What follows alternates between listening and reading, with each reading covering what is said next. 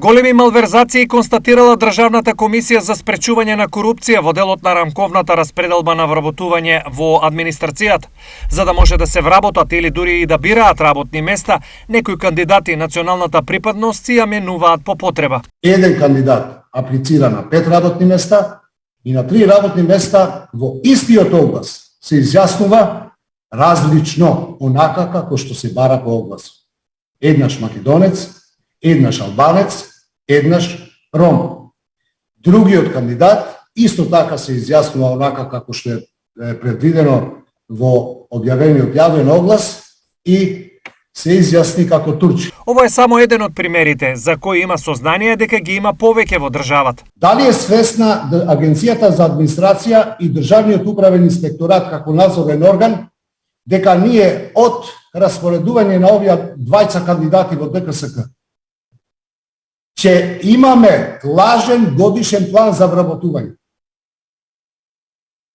Бидејќи ќе се сметат еден турчин и еден вработен ром кај нас, а не се тие. И јавно го прозива директорот на Агенцијата за администрација. Бидејќи во еден неформален разговор кажа дека има многу случаи. Го прозивам јавно, нека излезе и нека каже јавно, за да се освести и политиката во овој случај и сите носители на јавната власт дека ги тераме луѓето да се понижуваат и да лажат за вработување. Поради ова, од антикорупцијска бараат поголема ангажираност и одговорност на надлежните институции, но и укинување на одлуката за вработување по етничка припадност.